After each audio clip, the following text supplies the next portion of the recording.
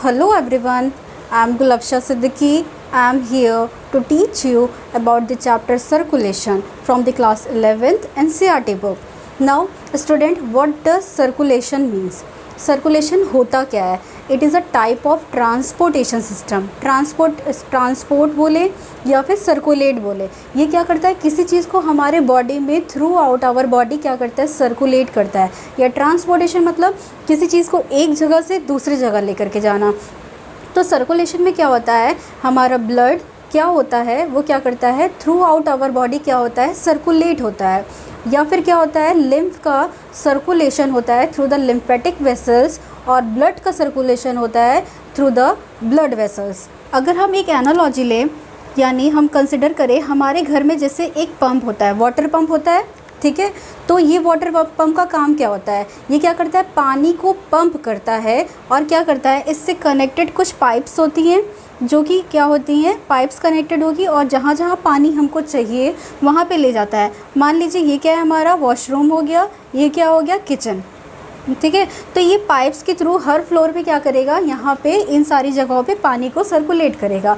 अगर हम कंसिडर करें ये जो पंप है, इसकी तरह बिल्कुल हमारे सर्कुलेशन में कौन काम करता है, हमारा हार्ट. ये क्या करता है, पंप करता है, प्रेशर बनाता है, और ब्लड को क्या करता है, अलग अलग ऑर्गन में भेजता है. ये जो पाइप्स हम लिए हैं, इसको हम कैसे कंसिडर करेंगे, ये हमारे सर्कुलेशन में बिल्कुल ब्लड वेसल्स की तरह होते हैं, जैसे आर्टरीज़ हो गए, वेंस हो गए. और ये जो हमारे किचन हो गए, वॉशरूम हो गए, जहाँ पे पानी को भेजना है, इसको हम बिल्कुल कंसिडर करेंगे किसकी तरह, ये एक ऑर्गन्स की तरह हो गए. मतलब डिफरेंट ऑर्गन्स को जहाँ जहाँ इसको जाना है, वहाँ उस टारगेट ऑर्गन के पास ब्लड को ले जाएगा. तो होप आपको इस एनालॉजी से समझ में आया होगा कि सर्कुलेशन में होता क्या है, एक्चुअली होता क्या है. तो अगर हम देखेंगे सर्कुलेशन जो होता है, ये मेजरली कंसिस्ट होता है ब्लड वेसल्स और हार्ट में, ठीक है, जो कि हमने एनालॉजी से कंसिडर किया, ठीक है. तो अगर हम जानते हैं कि ब्लड सर्कुलेट होता है, तो हमको जानने की ज़रूरत है ना कि ब्लड में ऐसा होता क्या है जिसकी वजह से हमको इसको पूरे थ्रू आउट आवर बॉडी ज़रूरत पड़ रही है इस ऑर्गन को. तो इसको जानने के लिए हम पहले पढ़ेंगे कि ब्लड होता क्या है. Blood is a type of connective tissue. कैसा है, ये कनेक्टिव टिश्यू होता है. इसके मेजरली दो मेजर कंपोनेंट होते हैं. पहला है प्लाज्मा, दूसरा क्या है, फॉर्म्ड एलिमेंट है. Plasma, what are the concentration of the plasma, plasma is majorly 55% of the total blood, while remaining the 45% are the form element. Okay, now what are plasma? Plasma is a watery fluid like. ये कैसा होता है, water like होता है. क्यों water like होता है, fluid like, क्योंकि इसमें मेजरली वाटर प्रेजेंट होते हैं. अप्रॉक्सीमेटली अगर हम लोग देखा जाए तो 90 to 95% क्या होते हैं, इसमें पानी ही भरे होते हैं. बचे हुए जो 5% है उनमें प्रोटीन्स आ जाता है, सोल्यूट्स आ जाता है, आयंस आ जाते हैं, ठीक है, ग्लूकोज वगैरह आ जाएंगे सोल्यूट में, ठीक है. तो हम एनसीईआरटी के हिसाब से इसमें सिर्फ कुछ ही प्रोटीन्स दिए हुए हैं, उन्हीं को डिस्कस करने वाले हैं. अगर प्लाज्मा में जैसे कुछ प्रोटीन प्रेजेंट होते हैं, पहला है क्या है, फिब्रिनोजन. फिब्रिनोजन का मेजरली फंक्शन क्या होता है, ये हमारे क्लॉटिंग मैकेनिज़्म में हेल्प करता है. हम लोग आगे डिस्कस करेंगे इसका फुल मैकेनिज़्म, लेकिन यहाँ पे एक क्विक रिव्यू देना चाहेंगे बच्चों. कभी आपको क्या होगा, आपके हाथ में कभी कट हुआ होगा तो ब्लड क्या होता है, वहाँ से निकलने लगता है, ठीक है. लेकिन हम देखते हैं कुछ देर बाद क्या हो जाता है, वो ब्लड क्या हो जाता है, क्लॉट हो जाता है, ठीक है. क्लॉट तो होता है, जम जाता है. तो इसके पीछे मैकेनिज़्म क्या है कि ब्लड क्लॉट क्यों हुआ, और क्लॉट होना बहुत ज़रूरी है. अगर क्लॉट नहीं ना हुआ तो पूरी बॉडी का ब्लड क्या हो जाएगा, बाहर आ जाएगा. तो ये हमारे लिए प्रॉब्लम की ज़रूरत है, प्रॉब्लम क्रिएट करेगा ना. तो इसीलिए क्या चाहिए इसमें कि ब्लड हमारा क्लॉट हो. तो क्लॉटिंग पर्पज़ के लिए कौन रिस्पॉन्सिबल होता है, यही फिब्रिनोजन रिस्पॉन्सिबल होता है. Fibrinogen protein is responsible for clotting purpose of the blood. While now we are going to discuss about the next constituent of the plasma, which is globin. What is globin? Globin protein का अगर function हम लोग देखें, इसका function होता है defence mechanism में. What does defence mechanism means, whenever a antigen enter in our body, this protein will fight against those antigen और those parasite. मान लीजिए कि क्या है, हमारा एक बॉडी है, इसके अंदर क्या कर रहा है, कुछ पैरासाइट और एंटीजन क्या कर रहे हैं, एंटर कर रहे हैं. तो ये ग्लोबिन प्रोटीन जो हमारे प्लाज्मा में प्रेजेंट होगा, ये क्या करेगा, इस पैरासाइट के अगेंस्ट क्या करेगा, कोई ना कोई एक्शन लेगा, उसको डिस्ट्रॉय करने की कोशिश करेगा, किल करने की कोशिश करेगा, ठीक है. तो ग्लोबिन प्रोटीन का फंक्शन क्या होता है, डिफेंस मैकेनिज्म में होता है। Now we are moving to the next constituent of the plasma which is albumin protein. Albumin protein का फंक्शन क्या होता है, अभी हम लोगों ने पढ़ा कि प्लाज्मा में क्या होता है, वाटर भी होते हैं, सोल्यूट्स भी होते हैं, आयंस भी होते हैं। तो इन सब की कंसंट्रेशन को कौन बैलेंस करके रखता है, यही हमारा एल्ब्यूमिन प्रोटीन होता है। तो इसका मेजरली फंक्शन क्या होता है, ओस्मोटिक बैलेंस में होता है। तो हम लोगों ने प्लाज्मा के बारे में पढ़ा कि इसमें मेजरली वाटर फिल्ड होते हैं अप टू 90 to 95%। कुछ प्रोटीन्स होते हैं, आयंस होते हैं। प्रोटीन जैसे फिब्रिनोजन है, इसका फंक्शन किस में होता है, क्लॉटिंग फैक्टर में होता है। वाइल ग्लोबिन प्रोटीन का फंक्शन किस में होता है, डिफेंस मैकेनिज्म में होता है। एल्ब्यूमिन का फंक्शन किस में होता है, ये हमारा, अगर हम लोग देखा जाए, ये हमारा ओस्मोटिक बैलेंस में होता है। और ये हो गया, ठीक है। Now we are moving to the next component of the blood which is formed element. अगर पूरे ब्लड का 45% देखें, वो क्या होता है, हमारा फॉर्म्ड एलिमेंट होता है। बचे हुए 55% क्या होते हैं, हमारे प्लाज्मा होते हैं, ठीक है। These formed element are further categorise into these type of cells which are erythrocyte, leucocyte, platelets. Now what are erythrocyte? Erythrocytes होता क्या है, इरिथ्रोसाइट रेड ब्लड सेल होते हैं। रेड मतलब अगर हम लोग देख रहे हैं, इसमें क्या होता है, ब्लड सेल जो होता है वो कैसा होता है, रेड कलर का होता है। So what are the reason behind this red colour of the blood cell? The reason is because of the present of the hemoglobin, these red blood cell are red in color. इसके अंदर एक haemoglobin नाम का एक pigment होता है, जिसकी वजह से ये आरबीसी जो होते हैं ये रेड कलर के होते हैं। ये जो आरबीसी होता है ये बनता कहाँ है, इसका फॉर्मेशन कहाँ होता है, ये हमारे आरबीसी बोन मैरो के अंदर इसका क्या होता है, फॉर्मेशन होता है। और इसका डिस्ट्रक्शन कहाँ होता है, ये जाकर के 120 डेज इसका क्या होता है, लाइफ स्पैन होता है। उस लाइफ स्पैन के बाद ये क्या करता है, स्प्लीन में जाकर के खुद का डिस्ट्रक्शन कर देता है। तो आपके पास इसका एक क्वेश्चन आना चाहिए कि स्प्लीन को मतलब ये आरबीसी जो है, इसको स्प्लीन में जाकर के ही खुद को डिस्ट्रक्ट करने की ज़रूरत क्या पड़ी, जहाँ है वहीं डिस्ट्रक्ट कर ले, खुद को ख़त्म कर ले, ठीक है। तो इसके पीछे रीज़न ये है क्योंकि इस आरबीसी के अंदर लाइजोसोम नाम के ऑर्गेनल्स एब्सेंट होते हैं। इसी वजह से क्या होता है, ये क्या करता है, खुद को स्प्लीन में जाकर के डिस्ट्रक्ट करता है। आपको लाइजोसोम का फंक्शन पता होगा, आप कमेंट बॉक्स में ज़रूर बताइएगा कि फंक्शन क्या होता है लाइजोसोम का, ओके। अगर हम लोग देखें एरिथ्रोसाइट आरबीसी जो होते हैं, इनमें क्या होता है, न्यूक्लियस एब्सेंट होता है, मतलब devoid of nucleus, nucleus are absent.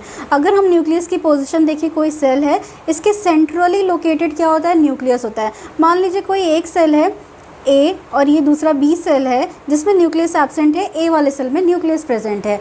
तो अगर हम लोग देखा जाए, आरबीसी का मेजरली फंक्शन होता है कि इनमें आरबीसी के अंदर जो हेमोग्लोबिन पिगमेंट है वो क्या करेगा, हेमोग्लोबिन बाइंड करता है ऑक्सीजन से या CO2 से बाइंड करेगा और क्या बनाएगा, इसमें HBO2 बना देगा, ऑक्सी हेमोग्लोबिन या कार्बामिनो हेमोग्लोबिन बना देगा कार्बन डाइऑक्साइड से मिल करके। ये दोनों बनाने के बाद ये क्या करेगा, ऑक्सी हेमोग्लोबिन और कार्बन हेमोग्लोबिन को क्या करेगा, इसको ट्रांसपोर्ट करता है, सर्कुलेट करता है थ्रू आउट आवर बॉडी। और इसका रोल कहाँ होता है, मेजरली रेस्पिरेशन में होता है, ठीक है। तो आरबीसी का फंक्शन जैसा कि हम लोगों ने देखा, ये ट्रांसपोर्ट करता है रेस्पिरेटरी गैसेस को। तो अगर कोई दो सेल है जिसमें न्यूक्लियस प्रेजेंट है, एक में न्यूक्लियस एब्सेंट है, जिसके पास ज़्यादा स्पेस प्रेजेंट होगी वो क्या करेगा, ज़्यादा से ज़्यादा हीमोग्लोबिन अपने अंदर रखेगा। ज़्यादा हीमोग्लोबिन रहेंगे तो वो ज़्यादा से ज़्यादा ऑक्सीजन से बाइंड करेगा, कार्बन डाइऑक्साइड से बाइंड करेगा और क्या करेगा, ट्रांसपोर्ट करेगा ज़्यादा से ज़्यादा। वैसे एक हेमोग्लोबिन 4 ही ऑक्सीजन से बाइंड करते हैं, लेकिन ज़्यादा हेमोग्लोबिन रहेंगे तो ज़्यादा बाइंड करेंगे। तो इसी रीज़न की वजह से क्या होता है, ये जो हमारा आरबीसी होता है ये ई न्यूक्लिएटेड होता है, मतलब न्यूक्लियस इसके अंदर एब्सेंट होते हैं, ठीक है। और इसके अगर शेप डिस्कस करें, what are the shape of this RBCs, these RBCs are biconcave in shape. और अगर लाइफ स्पैन हम लोगों ने डिस्कस कर लिया, हेमोग्लोबिन एब्सेंट होता है ये भी डिस्कस कर लिया, डिस्ट्रॉय होता है स्प्लीन में जाकर के ये भी डिस्कस कर लिया। Now we are moving to the next component of the formed element which is leucocyte. These leucocyte are also called WBC means white blood cell, मतलब ये ऐसा ब्लड सेल्स है जो कि वाइट इन कलर होता है। ऐसा क्यों होता है, क्योंकि जैसे आरबीसी में हम लोगों ने देखा हेमोग्लोबिन क्या होता है, प्रेजेंट होता है, तो इन WBC में क्या होता है, हेमोग्लोबिन एब्सेंट होता है, इसी वजह से क्या होता है, इनमें इसका कलर क्या होता है, वाइट इन कलर होता है। हम लोगों ने देखा RBC में क्या होता है, न्यूक्लियस एब्सेंट होता है मैच्योरेशन के टाइम में। लेकिन हाँ, एक चीज़ बताना मैं चाहूँगी कि RBC जो होता है जब बोन मैरो में फॉर्म होता है ना, उस टाइम उसके अंदर न्यूक्लियस होते हैं, लेकिन जब वो धीरे धीरे मैच्योरेशन होता है और अपना फंक्शन गेन करने लगता है तो उस टाइम न्यूक्लियस, लाइसोसोम वगैरह सब क्या हो जाते हैं, सब हट जाते हैं, ठीक है, और ये क्या हो जाता है, इन्यूक्लिएटेड हो जाता है। लेकिन अगर हम WBC देखें, इनमें क्या होता है, न्यूक्लियस क्या होता है, प्रेजेंट होता है। These leucocyte are further divided into granulocyte and agranulocyte. These are because of the presence of granules in it. If granules are present in it, then these are called granulocyte. If granules are absent in it, they are called agranulocyte. मान लीजिए कोई cell है, इसके अंदर अगर granules present है तो ये ग्रेन्युलोसाइट होगा और ये स्टेन ले सकता है। एग्रेन्युलोसाइट है मतलब इनमें क्या होगा, ग्रेन्यूल्स एब्सेंट होगा, ठीक है। Granulocyte are further categorise into neutrophil cell, eosinophil cell and basophil cell. Neutrophil cell का फंक्शन क्या होता है, ये क्या करता है, फैगोसिटाइज करता है, किसको, किसी भी फॉरेन मटेरियल, फॉरेन अगर पार्टिकल क्या हो रहा है हमारे बॉडी में एंटर कर रहा है तो ये एक ऐसी सेल होती है न्यूट्रोफिल। मान लीजिए ये क्या है, न्यूट्रोफिल सेल है, यहाँ पे कुछ पैरासाइट आ गए तो ये क्या करेगा, इसको खाने की कोशिश करेगा, तो इसको खाने के लिए कुछ ऐसे प्रोजेक्शन बना देगा, ठीक है, ताकि ये क्या करे, इसको एंगल्फ कर सके। मान लीजिए ये क्या है, न्यूट्रोफिल सेल है और यहाँ कुछ आया है, ये क्या आप मान लीजिए पैरासाइट है, तो ये क्या करेगा, पहले ऐसे प्रोजेक्शन बनाएगा, फिर इसको अंदर ले जाएगा और इस न्यूट्रोफिल्स के अंदर क्या होते हैं, ढेर सारे एंजाइम प्रेजेंट होते हैं जो कि क्या करेगा, इस पैरासाइट को डिस्ट्रॉय कर देगा, ठीक है। तो इसके बाद क्या हो जाएगा, इस सेल के अंदर पैरासाइट्स आ जाएंगे और इसको क्या कर देगा, किल कर देगा, ठीक है। तो न्यूट्रोफिल का फंक्शन क्या होता है, फैगोसिटाइज करता है फॉरेन पार्टिकल को।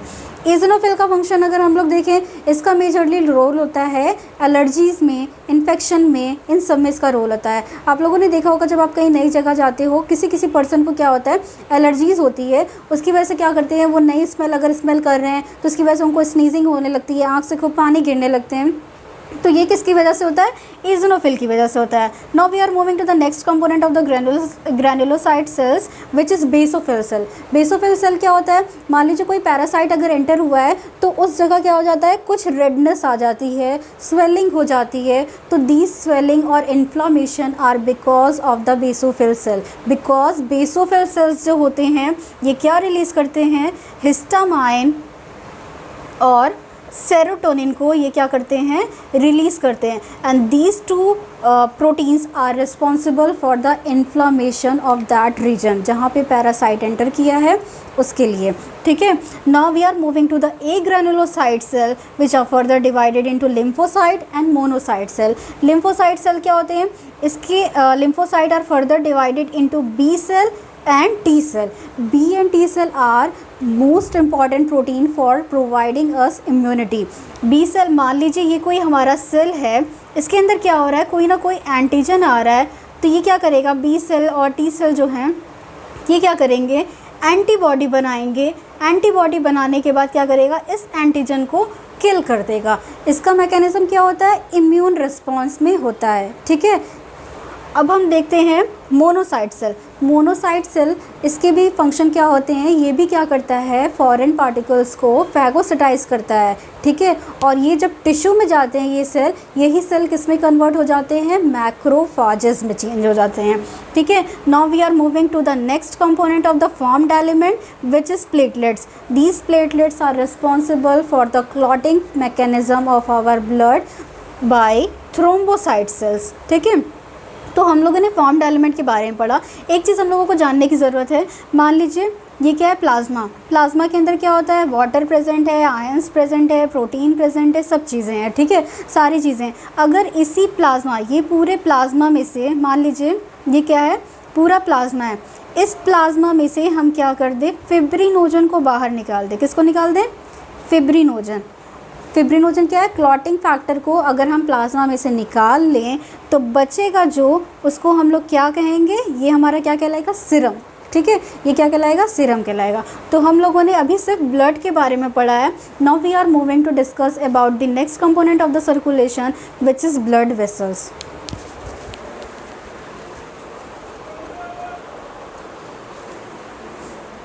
Now we are moving to the blood vessels. ठीक है। तो ब्लड वेसल्स क्या होता है, ब्लड वेसल्स ही क्या करती है, इसी के अंदर क्या होता है, ब्लड फ्लो करता है हमारा। तो ब्लड वेसल्स फर्दर कैटेगराइज होते हैं किसमें, 3 तरीके के होते हैं, arteries, veins and capillaries. What are arteries, arteries carry oxygenated blood. Oxygenated का मतलब इसके अंदर, इस ब्लड के अंदर ऑक्सीजन जो होगा वो ज़्यादा होगा, कार्बन डाइऑक्साइड जो होगा वो कम होगा। वाइल वेन्स के अंदर ये क्या कैरी करता है, डीऑक्सीजनेटेड ब्लड, मतलब इसमें कार्बन डाइऑक्साइड ज़्यादा होगा और ऑक्सीजन क्या होगा, कम होगा। दोनों की दोनों आर्टरीज और वेन देखेंगे तो इन दोनों में 3 लेयर प्रेजेंट होती हैं दोनों में, ठीक है। आउटर लेयर जो आप देख रहे हैं, पिंक कलर जो ड्रॉ किया है मैंने, वो क्या है, ट्यूनिका एक्सटर्ना। एक्सटर्ना मतलब बाहर, ये होती है, ठीक है। ट्यूनिका एक्सटर्ना लेयर दोनों में ही होती है, but the difference is only because of the thickness of this layer, ठीक है। सिर्फ डिफरेंस कहाँ है, थिकनेस में है। आर्टरीज़ में जो लेयर्स हैं वो क्या हैं, ज़्यादा थिक हैं, ज़्यादा मस्कुलर है in comparison to the veins layer which are thinner and less muscular. Okay, तो अगर ट्यूनिका एक्सटर्ना देख रहे हैं वो किससे मिलकर के बनी होती है, these are made up of elastin and collagen. बीच में जो पर्पल कलर की जो लेयर है वो उसको क्या कहते हैं हम लोग, tunica media. These are made up of smooth muscles, ठीक है। वाइल जो सेंटर में जो थर्ड लेयर दिख रही है उसको हम लोग क्या कहेंगे, ट्यूनिका इंटरना, ठीक है। And these layer are made up of endothelial cell, ठीक है। तो अगर दोनों के अगर डिफरेंस देखिए तो इनके जो तीनों लेयर्स हैं आर्टरीज़ के वो ज़्यादा थिकर होते हैं in comparison to veins 3 layer, ठीक है। और अगर इसका ये अंदर जो वाइट कैविटी देख रहे हैं, वाइट स्ट्रक्चर यहाँ पे है, तो ये जो होता है इसको हम लोग क्या कहते हैं, ल्यूमेन। क्या कहते हैं, ल्यूमेन, ठीक है। तो इसका ल्यूमेन जो होता है वो क्या होता है, नैरो होता है, देख रहे हैं ना, नैरो छोटा है, ठीक है। और इसका देख रहे हैं वाइडर, चौड़ा है, ठीक है। इसका ल्यूमेन क्या होता है हमारा, अगर बीच में देख रहे हैं ये क्या होता है हमारा, मोर वाइडर। तो ये दोनों क्या हो गया, टीएस के मतलब डिफ्रेंशिएशन हो गया। आर्टरीज मेजरली क्या होते हैं, रेड इन कलर होते हैं, veins majorly blue in colour होते हैं। आर्टरी का फंक्शन क्या होता है, कैरी करता है ब्लड अवे फ्रॉम हार्ट। मान लीजिए ये क्या है हमारा, हार्ट है, हार्ट से जो वेन्स मतलब जो आर्टरीज जा रही हैं, मतलब वो क्या हो रही हैं, अगर हार्ट से मान लीजिए ये हार्ट है, इससे अगर ये वाली वेन्स जा रही है लेकिन ये दूर जा रही है, यहाँ से ब्लड जो हो रहा है दूसरे टारगेट ऑर्गन पे जा रहा है, और वहीं अगर कोई वेन्स है उल्टी है वो हार्ट की तरफ आ रही है, वो वेन्स कहलाएगी। और हार्ट से अगर कोई ब्लड अगर क्या हो रहा है, ब्लड वेसल्स ऐसा है जहाँ से ब्लड जा रहा है, हार्ट से दूर जा रहा है, तो वो आर्टरीज कहलाएगा। और अगर हार्ट की तरफ आ रहा है तो उसको वेन्स बोलेंगे, ठीक है। और इसका एक्सेप्शन है पल्मोनरी आर्टरी और वेन्स है, ठीक है। और अगर हम लोग देखें कैपिलरीज क्या होती हैं, कैपिलरीज जो होती हैं ये आर्टरीज और वेन्स दोनों को क्या करती है, कनेक्ट करती हैं। मान लीजिए यहाँ से कोई आर्टरीज आ रही हैं, ये हमारी क्या है, आर्टरीज है, ठीक है।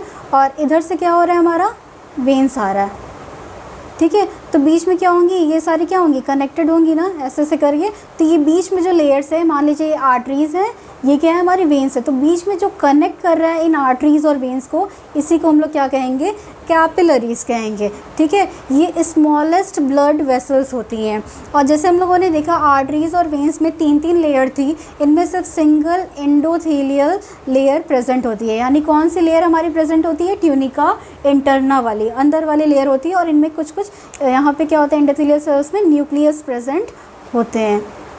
Hope you understand what does blood vessels means.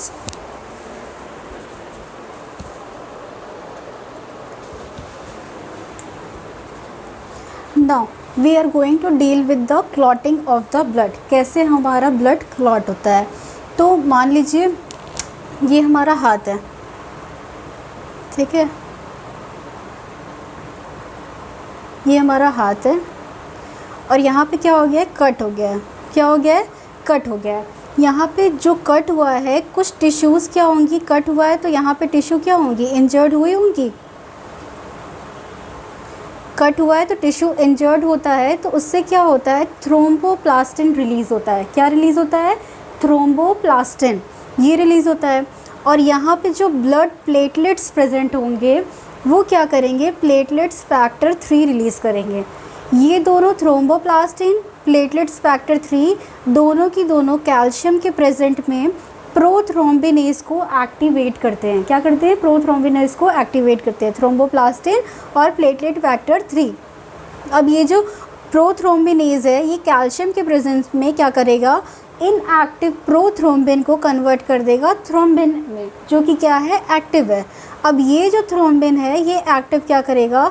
Fibrinogen inactive को एक्टिव फिब्रिन में कन्वर्ट कर देगा। हमने आपको वहाँ पे जब प्लाज्मा में फिब्रिनोजन बताया था और बताया था ना कि ये क्या होता है? इनएक्टिव फॉर्म में हमारे ब्लड में होते, कोई दूसरा प्रोटीन आता है इसको एक्टिवेट करता है, उस टाइम मैंने बताया था। अब मैं यहाँ बताती हूँ, ये जो थ्रोम्बिन एक्टिवेटेड प्रोटीन है यही इनएक्टिव फिब्रिनोजन को एक्टिव बनाता है फिब्रिन में, ठीक है। अब ये जो फिब्रिन है एक्टिव, यही क्या करता है? ये ऐसे हमारा क्या होता है? मैश लाइक स्ट्रक्चर बनाता है और इसी में क्या होते हैं? हमारे सारे ब्लड सेल्स वगैरह होते हैं और यही क्या कर देता है? क्लॉट कर देता है। मतलब सारे ब्लड सेल्स और फिब्रिन ये सब मिल करके क्या कर देंगे? क्लॉट कर देंगे, ठीक है। Hope you understand. एक बार मैं फिर से क्विक बताती हूँ। इंजर्ड टिश्यू क्या करेगा? थ्रोम्बोप्लास्टिन रिलीज़ करेगा, ब्लड प्लेटलेट फैक्टर 3 रिलीज़ करेगा, कैल्शियम के प्रेजेंस में प्रोथ्रोम्बिनेज एक्टिवेट होगा। ये क्या करेगा? इनएक्टिव प्रोथ्रोम्बिन को एक्टिव थ्रोम्बिन में कन्वर्ट कर देगा, एक्टिव थ्रोम्बिन फिब्रिनोजन इनएक्टिव को फिब्रिन एक्टिव में कन्वर्ट कर देगा और ये क्या करेगा? ब्लड सेल और फिब्रिन दोनों मिल करके क्या कर देंगे? क्लॉटिंग कर देंगे।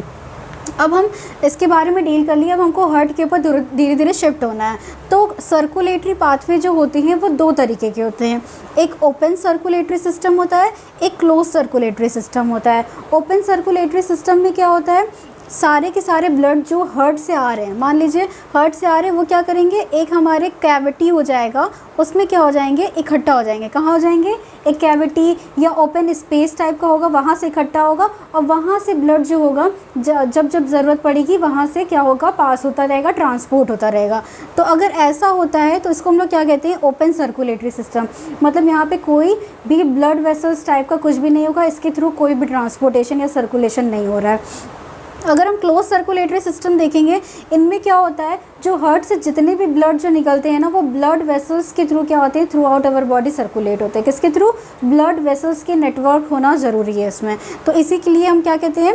Close circulatory system. अगर कंसिडर करिए मतलब किसी पाइप के थ्रू क्या हो रहा है? पानी जा रहा है, तो वो क्या हो जाएगा? Close circulatory system. और अगर ऐसे किसी टब में, बाल्टी में पानी डाल दिया और उससे क्या कर रहे हैं? हम निकालते जा रहे हैं ब्लड को, वो क्या हो जाएगा? हमारा ओपन सर्कुलेटरी सिस्टम।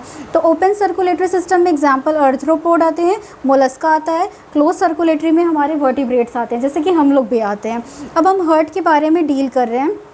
तो हमारा हार्ट जो होता है इसमें क्या होता है? मेजरली कितने चैम्बर होते हैं? 4 चैम्बर होते हैं। ऊपर की जो 2 चैम्बर आप देख रहे हैं जहाँ पे RA लिखा हुआ है और LA लिखा हुआ है, ये दोनों के दोनों क्या होते हैं? ऑरिकल्स होते हैं, ठीक है। और ये मतलब ये जो राइट हैंड साइड में ऑरिकल्स होगा उसको हम लोग क्या कहेंगे?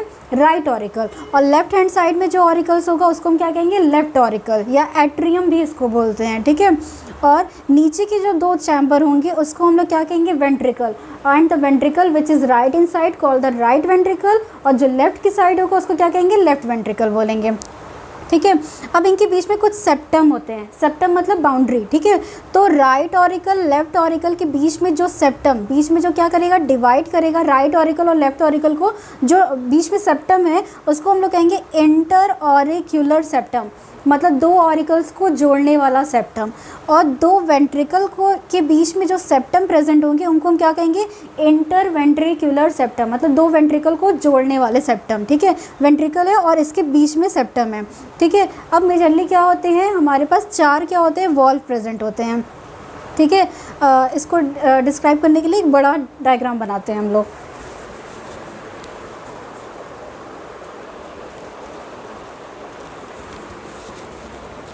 Now we are going to discuss about the structure of the heart.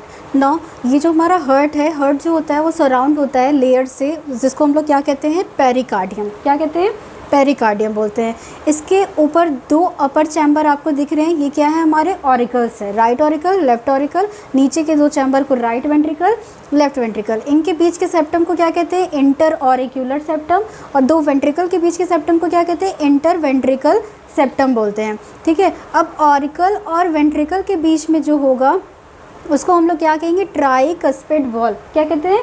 Tricuspid valve. और लेफ्ट ऑरिकल और लेफ्ट वेंट्रिकल के बीच में जो वॉल्व आएगा उसको हम क्या कहेंगे, बाइकस्पिड वॉल्व या मित्रल वॉल्व भी बोलते हैं।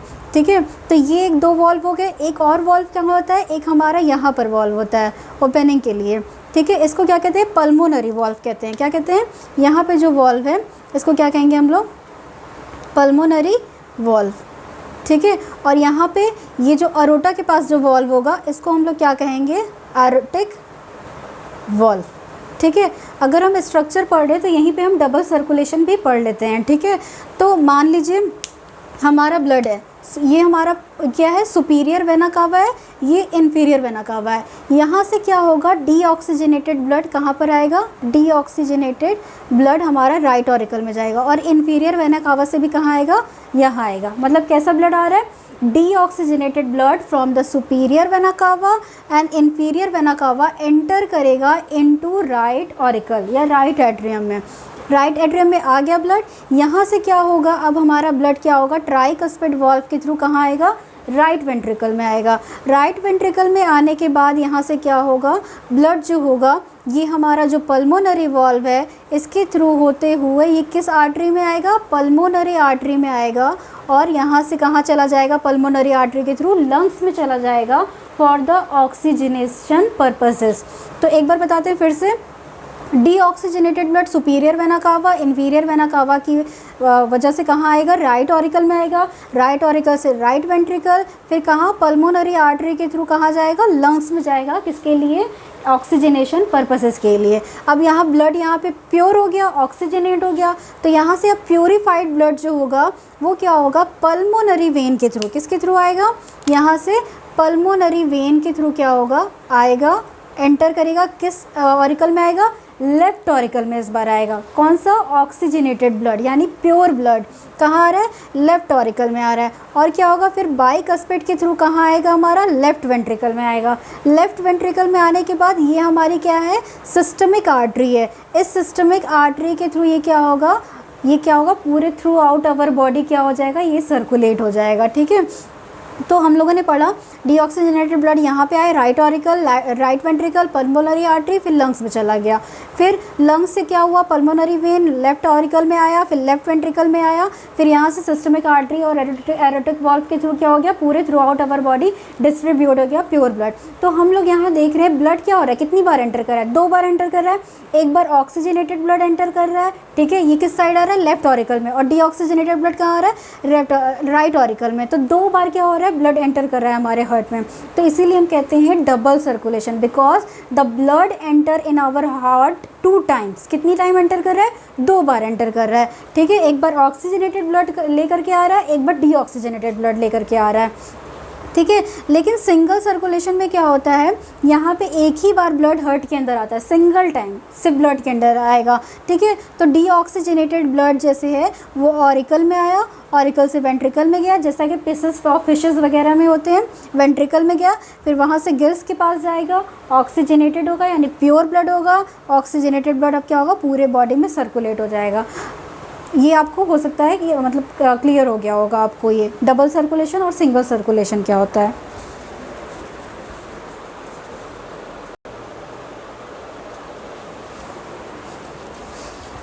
अब हम हार्ट देखते हैं, पिसेस मतलब फिशेस का हार्ट देखते हैं। तो इनमें सिर्फ 2 ही होते हैं चैम्बर, एक ऑरिकल एक ही वेंट्रिकल होता है। तो डीऑक्सीजनेटेड ब्लड क्या होगा, ऑरिकल में आएगा, फिर वेंट्रिकल में जाएगा, फिर वहाँ से गिल्स में जाएगा, प्योर होगा, फिर बॉडी में सर्कुलेट हो गया। ठीक है, एम्फीबियन में क्या होता है, डीऑक्सीजनेटेड ब्लड राइट ऑरिकल में आएगा, ऑक्सीजनेटेड ब्लड लेफ्ट ऑरिकल में आएगा, फिर वहाँ से दोनों की दोनों वेंट्रिकल में आएंगे, क्योंकि वेंट्रिकल के अब कोई पार्टीशन नहीं है, 3 ही चैम्बर है। ठीक है, राइट ऑरिकल, लेफ्ट ऑरिकल और एक ही वेंट्रिकल है। ठीक है, 3 ही चैम्बर होते हैं एम्फीबियन में, और रेप्टाइल में भी 3 चैम्बर होते हैं। तो इनमें जब ब्लड यहाँ से राइट ऑरिकल से वेंट्रिकल में आ रहा है और लेफ्ट ऑरिकल से कहाँ आ रहा है, वेंट्रिकल में आ रहा है, तो दोनों की दोनों डीऑक्सीजनेटेड ऑक्सीजनेटेड ब्लड यहाँ पे वेंट्रिकल में आने के बाद मिक्सिंग नहीं हो जाएगी ब्लड की। तो इसीलिए इसको हम लोग क्या कहते हैं, इनकम्प्लीट डबल सर्कुलेशन। क्यों, क्योंकि वेंट्रिकल में आने के बाद oxygenated blood get mixed with deoxygenated blood. Okay, now we are moving to the reptile heart which is also 3 chamber heart, but here is exception of crocodile heart which have four chamber heart, ठीक है। Crocodile एक exception है जिसमें क्या होता है, four chamber heart होते हैं। और बर्ड और मैमल का हम लोगों ने पढ़ाई है, इसमें डबल सर्कुलेशन होते हैं, चार चैम्बर प्रेजेंट होते हैं। डीऑक्सीजनेटेड ब्लड हमारा राइट ऑरिकल में आया, फिर राइट वेंट्रिकल में गया ट्राइकस्पिड के थ्रू, फिर पल्मोनरी आर्टरी के थ्रू कहाँ चला जाएगा, हमारा लंग्स में चला जाएगा। फिर लंग्स से प्योरीफाइड ब्लड कि पल्मोनरी वेन के थ्रू कहाँ आएगा, लेफ्ट ऑरिकल में, फिर बाइकस्पिड वाल्व के थ्रू राइट वेंट्रिकल में, फिर सिस्टमिक आर्टरी के थ्रू क्या होगा, पूरे ब्लड में सर्कुलेट हो जाएगा। हमने देखा था कि आर्टरी हमेशा कैरी करता है ऑक्सीजनेटेड ब्लड, बट यहाँ पे तो हम लोग देख रहे हैं पल्मोनरी आर्टरी में क्या हो रहा है, डीऑक्सीजनेटेड ब्लड आ रहा है ना, और पल्मोनरी वेन में क्या हो रहा है, ऑक्सीजनेटेड ब्लड आ रहा है। तो ये एक एक्सेप्शन होता है आर्टरीज और वेन का, ठीक है।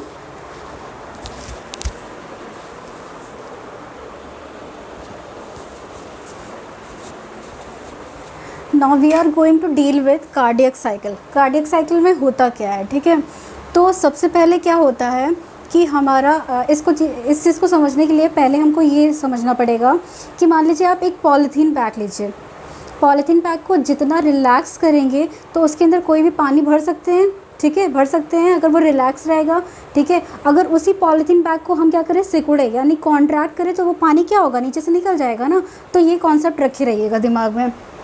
तो क्या होगा, यहाँ पे स्टार्टिंग में ब्लड क्या करना है, हमको ऑरिकल्स में भरना है। तो ऑरिकल्स क्या होना चाहिए, हमारे दोनों के दोनों रिलैक्स होने चाहिए, ठीक है। तो दोनों राइट ऑरिकल लेफ्ट ऑरिकल दोनों क्या होंगे, रिलैक्स होंगे।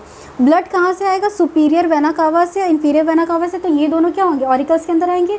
तो सुपीरियर वेना कावा और पल्मोनरी वेन से क्या होगा, हमारा ऑक्सीजनेटेड ब्लड आएगा। तो ये दोनों के दोनों क्या होंगे, ओपन होंगे। Superior vena cava, inferior vena cava और पल्मोनरी वेन, ये दोनों के दोनों क्या होंगे, ओपन होंगे, ताकि ब्लड क्या हो, सारा की सारा राइट ऑरिकल लेफ्ट ऑरिकल में क्या हो, भर जाए, ठीक है। अब क्या होगा, जब उसके अंदर भरने लगेगा, कोई भी चीज़ पॉलीथीन के अंदर अगर रख रहे हैं और उसके अंदर भरते जा रहे तो प्रेशर एक्सर्ट होगा। प्रेशर होने की वजह से क्या होगा, वो चीज़ नीचे आना चाहेगी अब, ठीक है। तो इसकी वजह से क्या होगा, ये जो हमारा ऑरिकल जब ये इसमें पूरा ब्लड बढ़ जाएगा तो ट्राइकस्पिड वाल्व और बाइकस्पिड वाल्व अब यहाँ पे क्या होगा, ओपन होने की कोशिश करेगा। क्या करेगा, ओपन होने की कोशिश करेगा। लेकिन अभी क्या होगा, इस टाइम पल्मोनरी आर्टरी और सेमिलुनार वाल्व इन दोनों के, ये दोनों क्या होंगे, क्लोज होंगे। क्यों, क्योंकि अभी हम वेंट्रिकल में तो ब्लड पहुंचा नहीं है, वेंट्रिकल से बाहर निकलना नहीं है, इसीलिए ये दोनों वाल्व क्या होंगे, हमारे क्लोज होंगे।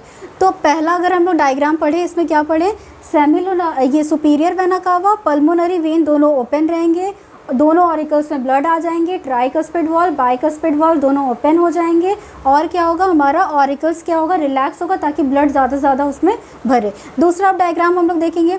अब सिग्नल आया, सिग्नल आने के बाद साइनो एट्रियल नोड होता है, ठीक है। ये क्या होता है, हमारा पेस मेकर होता है। ये क्या होता है, हमको पता है हमारा हार्ट जो होता है मायोजेनिक होता है, मतलब ये खुद ही क्या होता है, पोटेंशियल जनरेट करता है, ठीक है।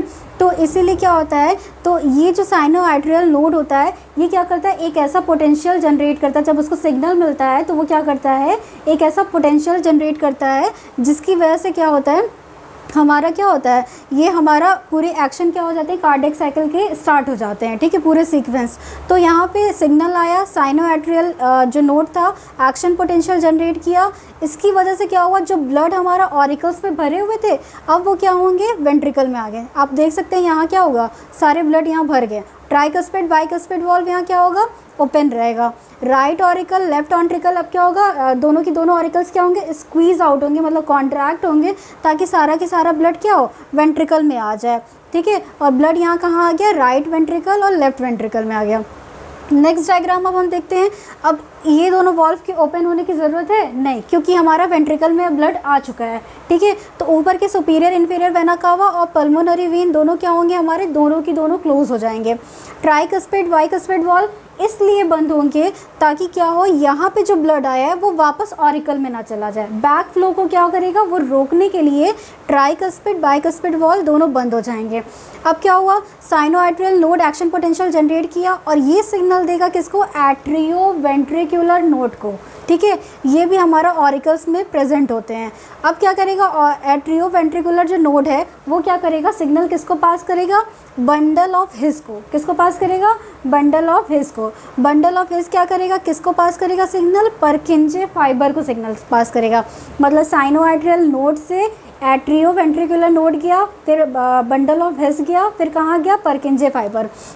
जब यहाँ पे परकिंजे फाइबर के पास अगर सिग्नल आता है तो ये सिग्नल देता है कि अब तुम वेंट्रिकल में ब्लड भर गया, अब इसको कॉन्ट्रैक्ट करो ताकि ब्लड अब वेंट्रिकल से बाहर निकले और जहाँ जाना है वहाँ जाए।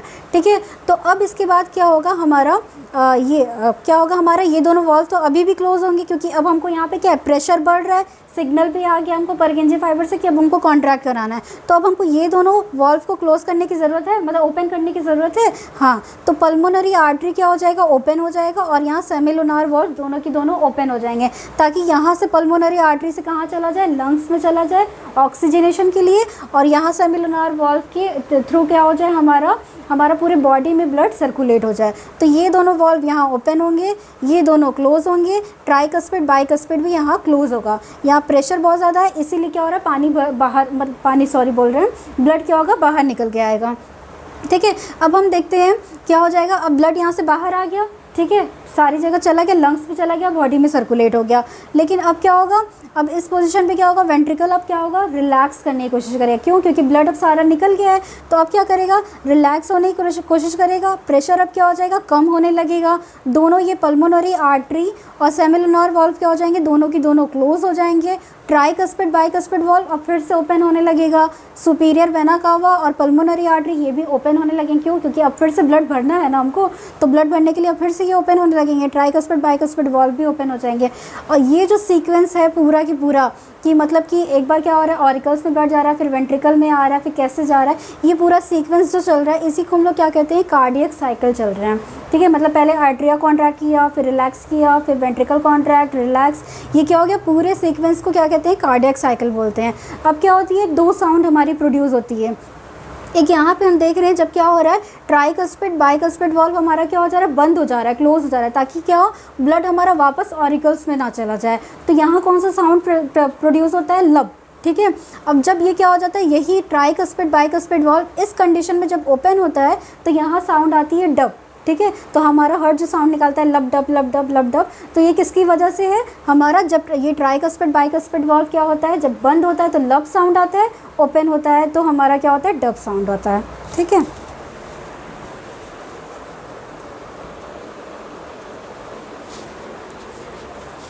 अब हम डील करने वाले हैं कि हमारा हार्ट रेट क्या होता है। मतलब 1 मिनट में हमारा हार्ट जो होता है 72 टाइम्स बीट करता है। कितनी टाइम, 72 टाइम्स बीट करता है सिर्फ 1 मिनट में, इतनी बार पूरा बीट कर लेता है। ड्यूरेशन ऑफ कार्डियक साइकिल, मतलब एक जो पूरा साइकिल हम पूरा देखे, आर्टरिया जिसमें रिलैक्स हुआ, फिर कॉन्ट्रैक्ट हुआ, फिर वेंट्रिकल कॉन्ट्रैक्ट रिलैक्स हुआ, तो ये जो पूरी साइकिल अभी पिछले जो अभी पढ़े हैं वो पूरी साइकिल 0.8 सेकेंड में ख़त्म हो जाती है। सोचिए कितना फास्ट है। ठीक है, तो एक कार्डियक साइकिल में क्या होता है, लगभग 70 ml ऑफ ब्लड क्या हो जाते हैं, पूरे के पूरे पंप हो जाते हैं 1 सेकेंड में। ठीक है, एक कार्डियक साइकिल है, मतलब 0.8 सेकेंड में ये 70 ml ऑफ ब्लड को क्या करता है, पूरा की पूरा पंप कर देता है, जिसको कि हम लोग क्या करते हैं, स्ट्रोक वॉल्यूम कहते हैं। क्या कहते हैं, स्ट्रोक वॉल्यूम। कार्डियक आउटपुट क्या होता है, स्ट्रोक वॉल्यूम और कितना हमारा हार्ट रेट है, इसको मल्टीप्लाई कर देंगे। स्ट्रोक वॉल्यूम हमारा कितना है, 70 ml of blood, heart rate कितना है, 72 बीट्स है, लिख देंगे तो 5 लीटर पर मिनट ये लगभग हमारा क्या होता है, कार्डियक का आउटपुट होता है। ठीक है, अब हम क्या पढ़ते हैं, ईसीजी। आपने कभी भी देखा होगा इलेक्ट्रोकार्डियोग्राम, मतलब ये क्या है, एक मशीन होती है जो कि पूरे कार्डियक साइकिल को डिटेक्ट करती है। ठीक है, कि कब आर्टरिया रिलैक्स हुआ, फिर कॉन्ट्रैक्ट हुआ, वेंट्रिकल कब रिलैक्स हुआ, कॉन्ट्रैक्ट हुआ, तो कुछ इस टाइप के आप लोग ने ईसीजी में डायग्राम देखे होंगे जब बन कर आते हैं। ठीक है, तो इसमें जो पी जो होता है, ये क्या होता है हमारा, पी हमारा कितने मिनट का होता है, ये हमारा पी वेव है, ये 0.1 सेकेंड में होता है। इसका मतलब क्या है, आर्टरिया यहाँ कॉन्ट्रैक्ट हुआ है। ठीक है, ये जो हमारा क्यू आर एस वेव जो होता है ये कितने मिनट का, कितने सेकंड का होता है, 0.3 सेकंड का होता है। यहाँ ऑरिकल हमारा रिलैक्स हो जाता है और वेंट्रिकल हमारा कॉन्ट्रैक्ट हो जाता है। टी वेव जो होता है कितने सेकंड का होता है, 0.4 सेकंड का होता है, और यहाँ वेंट्रिकल क्या हो जाता है, पूरा रिलैक्स हो जाता है। तो ये पूरा की पूरा कार्डियक साइकिल दिखाता है हमको कि कब कौन कॉन्ट्रैक्ट हो रहा है, कौन रिलैक्स हो रहा है। ठीक है, तो इसको करने के लिए क्या होता है, डॉक्टर क्या करते हैं, लेड लगाते हैं, ठीक है। लेड को हमारे एक लेफ़्ट रिस्ट पे लगाते हैं, एक राइट रिस्ट पे लगाते हैं, चेस्ट पे लगाते हैं और लेफ़्ट एंकल पे लगाते हैं। तो इंथोवियन ट्रायंगल बनाने की कोशिश करते हैं, जो क्या करता है, पूरा एक एक वेव को क्या करता है, डिटेक्ट करता है और हमको ऐसे कुछ डायग्राम शो करता है इस मशीन में, ठीक है। और रिलैक्स जहाँ जहाँ टर्म आएगा उसको हम लोग डायस्टोल भी बोल सकते हैं, और कॉन्ट्रैक्ट जहाँ जहाँ आएगा उसको सिस्टोल भी बोल सकते हैं। I hope you like my video, and if you find something different and if you learn from my video, then please like and subscribe my channel so that I can make further more videos for you all. और मतलब अगर मैंने कभी मतलब कोई भी topic अगर मैंने छोड़ा हो तो प्लीज़ मुझे बताइएगा कमेंट सेक्शन में, तो मैं उसको आगे डील कर लूँगी उस टॉपिक को। ये एनसीईआरटी के बेसिस पे है, जितना एनसीईआरटी में है मैंने उसको डील कर दिया इस चैप्टर से। Thank you very much.